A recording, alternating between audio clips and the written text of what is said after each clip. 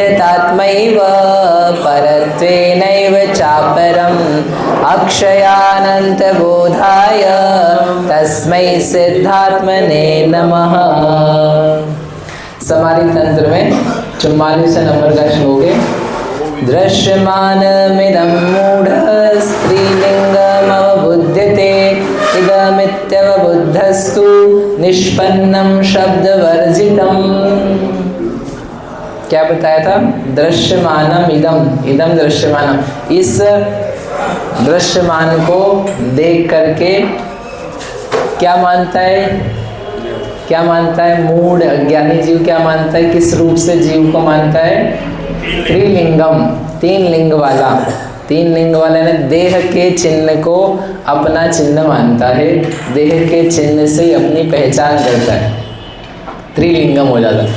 समय सार जी है, समय सार कुंद कुंद आचार्य ने 5 ग्रंथ उनके अति प्रसिद्ध है, अन्य भी लिखे हैं यद्यपि। उसमें एक गाथा है जो सब जगह है, उसको बोलते हैं अलिंग ग्रहण की गाथा। कभी आपने सुनी हो तो, अलिंग ग्रहण की गाथा। क्या बोलते हैं? अलिंग ग्रहण की। उसमें आत्म तत्व का स्वरूप दिया है। अपन ने एक बार 10 लक्षण में सुबह करी थी। अरसमरूपम गंधम अवतम चेदना गुणम सद्दम जान अलिंग गहणम जीवमणि दिट्ठ संठाणम। उसमें बोला है जान अलिंग गहणम, जीवम, जीव को तू जान। क्या जान? अलिंग गहणम, अलिंग ग्रहण। लिंग के द्वारा ग्रहण नहीं होता है, अलिंग से ग्रहण होता है। मतलब ये जो तुमने चिन्ह बनाए हैं शरीर के, लिंग के, स्त्री पुरुष नपुंसक के, इन चिन्हों से आत्मा ग्रहण नहीं होगा। इन चिन्हों से भिन्न चेतना गुणम, जो चेतना गुण वाला है, उसके द्वारा यह आत्मा ग्रहण होगा। देखो, किसी वस्तु की पहचान करनी हो तो उसके खुद के लक्षणों से करेंगे कि आजू बाजू से करेंगे? जैसे आम हापुस लाना हो तो कैसा लाएंगे?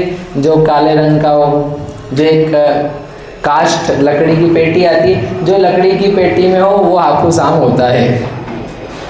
हापुस लाएगी नहीं कभी दिल्ली मुंबई से, तो काय में आता है? लकड़ी की पेटी में, घास में छुपा हुआ।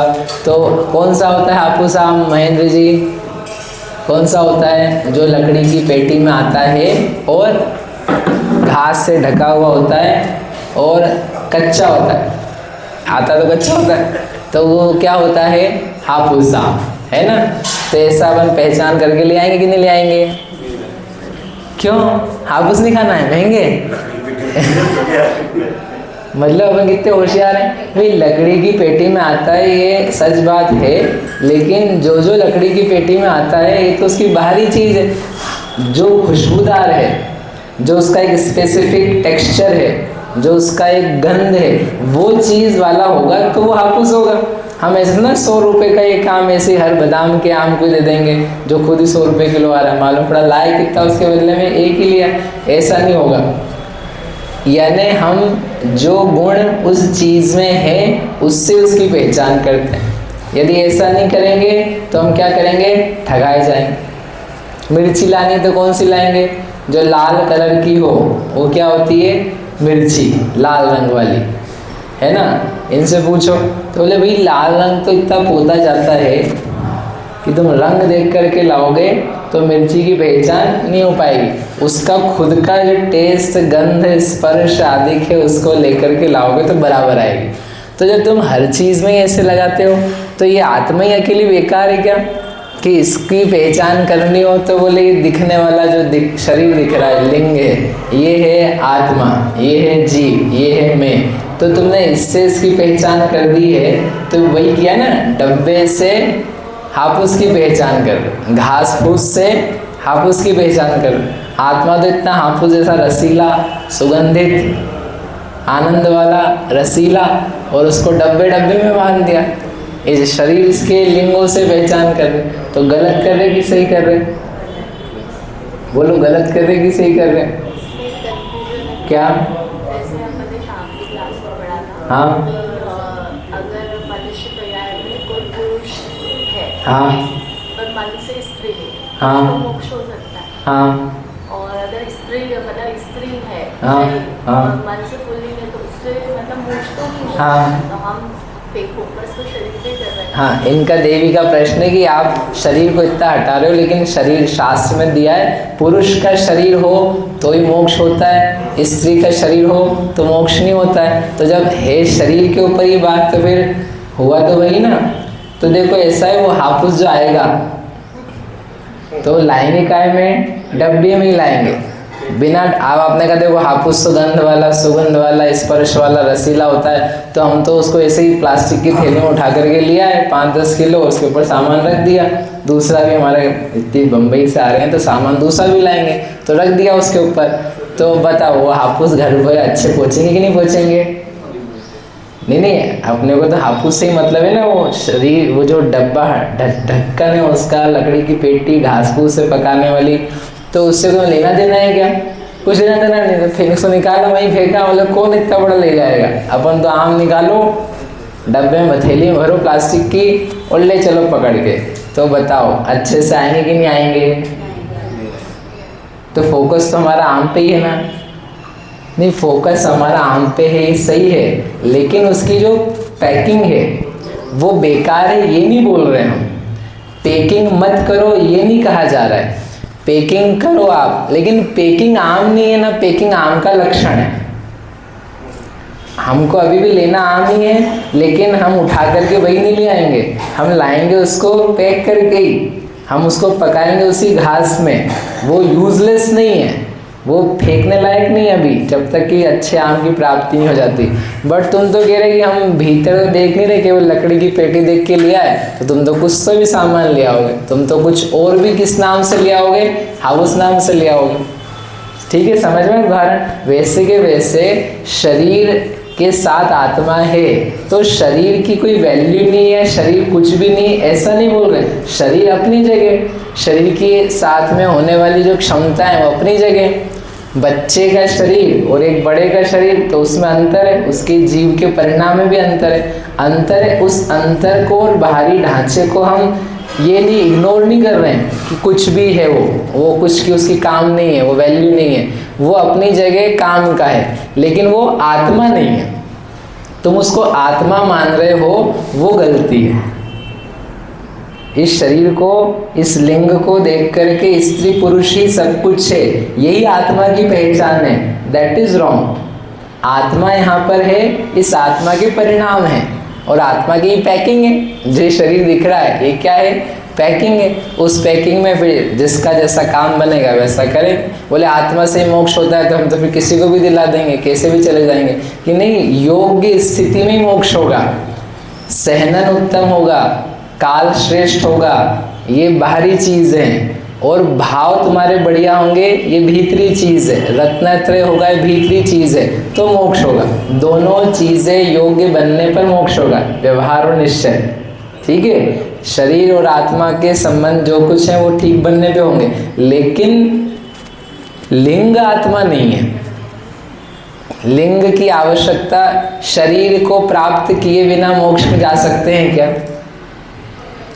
शरीर को प्राप्त किए बिना आज तक कोई मोक्ष में गया है क्या? मतलब संसार से मोक्ष में गया है ना। पंचेंद्री हुए बिना मोक्ष गया है क्या? तो ये पंचेंद्री बने रहे क्या? पंचेंद्री होकर के पंचेंद्री से छूटा जाता है। पंचेंद्री होना जीव का स्वरूप नहीं है। वैसे ही शरीर के बिना मोक्ष में नहीं जाते हैं, लेकिन शरीर जीव नहीं है, शरीर का लिंग जीव का लिंग, जीव की पहचान नहीं है संग में, है साथ में, कंपलसरी है, लेकिन वो उसकी पहचान नहीं है। फोकस आपको हमने शरीर पे नहीं करवाया, फोकस आत्मा की चेतनता पे कराया। उन्होंने क्या बोला? जान अलिंग गहनम चेतना गुण संपन्नम, जो चेतना गुण से संपन्न है और लिंग शरीर के लिंगों से ग्रहण नहीं होता है, ऐसा जो जीव है उसको हम तुम्हें दिखा रहे हैं। उसको देखो। शरीर को ही देख देख करके शरीर पे फोकस करने वाले तो दुनिया के सारे लोग हैं। कौन नहीं कर रहा शरीर पे ध्यान? शरीर का ध्यान दिन भर कौन अपने में से नहीं कर रहा? या अपन तो चलो धर्मात्मा इसलिए कर रहे होंगे, बाहर के लोग हैं वो भी नहीं जानते आत्मा, तब भी वो ध्यान दे रहे, तो सबको ही फिर मुक्ति है।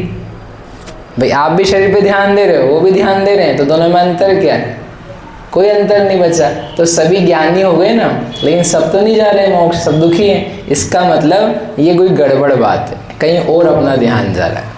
इसलिए ध्यान जाना है चैतन्यमयी आत्मा के ऊपर। यह लिंग मेरा लिंग नहीं है, वही लिखा ना उन्होंने, इदम दृश्यमानम, यह दिखाई देने वाला, ये लूट रहा है, ये धोखा दे रहा है, ये है। लेकिन जैसे हम बोल रहे हैं तो क्या लगता है कि ये बोल रहा है, ये बोल रहा है, जबकि बोलने के लिए चेष्टा करने में कौन व्यक्ति बैठा है? यहाँ जीव बैठा है।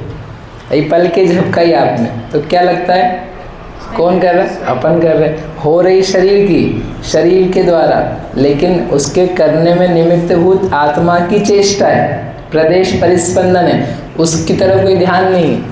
अभी आंखें खोल करके जानने वाला कौन है? मैं। लेकिन लग क्या रहा है? यहाँ जान रहे ना, आंखें बंद करके नहीं जान रहे, खोली जान रहे। इसका मतलब कौन जानता है? आंखें जानती। तो ध्यान पूरा का पूरा किस पे? शरीर पे। ये इसका मायाजा है। दृश्यमान जो है, आंखें बंद करते तो नहीं दिखता है, खोलते दिखता है, बंद करते नहीं दिखता है। मतलब कौन देख रहा है? किससे देख रहे हैं? आंखों से देख रहे। छुआ तो जानने लगे, छुआ तो जानने लगे, नहीं छुआ तो नहीं जान रहे, छू रहे तो ज्ञान कहाँ हो रहा है? बोले यहाँ हो रहा है। तो बोले ये देखो ज्ञान है यहाँ पर। किसमें? इसमें, इसमें है। ये यही समझ में नहीं आ रहा हमको बस, क्योंकि हमको दृश्यमान दिख रहा है, अदृश्य आत्मा नहीं दिख रहा, नहीं माना जा रहा। दिखाई देने वाली चीज़ें बहुत जल्दी मान जाता है व्यक्ति, लेकिन उसके पीछे का रहस्य क्या है, उसके पीछे क्या प्रयोजन पर्पज़ है, वो नहीं जानता। तो नहीं जानता है तो ठगा जाता है। वो नेवला था, नेवले के मुंह में खून लगा हुआ देखा माँ ने, तो उसने समझ लिया कि इसने क्या करा, मेरे बच्चे को मार डाला, मार डाला। उसको अति गुस्सा आया। वो मटका था, घड़ा था उसके पास, हाथ लोहे का, ऐसा कैसा लेकर के उसने नेवले के ऊपर पटक दिया। सुनी कहानी? आशिक जी कहानी सुनी? एक माँ थी, उसके कोई बच्चा नहीं था, तो उसने कहा क्या करें, तो लोग कुत्ता पालते हैं, उसने कुत्ता नहीं पाला, उसने नेवला पाला। अच्छा पशु होता है, नेवला पाला। सांप से लड़ लेते ना, जो सांप का विरोधी, तो वो छोटा हो गया, थोड़ा थोड़ा बड़ा हो गया। लोगों ने बोला अरे नेवला क्या पाल रहा है? बोले नहीं मेरे को अच्छा लगता है, उसने पाल लिया। अब समय की बात है, टाइम बदल गया, उसका खुद का भी क्या हो गया? पुत्र हो गया। उसका खुद का पुत्र हो गया, तो अब वो छोटा सा ही था, तो लोगों ने कहा ये नेवला मांसाहारी है, ये तुम्हारे बच्चे को क्या करेगा? खा जाएगा, नष्ट कर देगा, इसलिए तुम इसको भगा दो, निकाल दो। तो बोले नहीं नहीं, इसको मैंने पुत्रवत पाला है, ये तो मेरा प्रिय है, ये भी लड़का, ये भी लड़का। अच्छा उसका भाव था, चलता रहा। कुछ महीने बीते। एक दिन वो मतलब छोड़ के जाती थी, नेवले को छोड़ के गई बच्चे के पास पानी भरने के लिए। पानी भर करके आई वापस, नेवला बाहर बैठा था, उसके मुंह में खून ही खून लगा था। अब उसने देखा और उसके तो होश ही उड़ गए। किसके? माँ के। बोली क्या किया इसने? आज सब लोग बोलते थे, अब वो लोग बोल बोल के क्या कर देते हैं? मन भर देते हैं, तो वो शंका तो ही जाती। जितना सुनो सोचो तो बोले ये तो वही किया होगा, मार ही डाला होगा इसने। वो लोग बोल ही रहे थे मेरा बच्चा भी गया, तो उसने वो जो घड़ा था लेकर के ऐसा का ऐसा गुस्से में आकर के उसके ऊपर पटक दिया। महाराज यार तो पटक ही दिया उसके ऊपर, और पटका तो उसने कराया और वो मर गया। अंदर गई, अंदर जाके क्या देखा? बच्चा तो जिंदा था, लेकिन सांप था एक, उस सांप वहाँ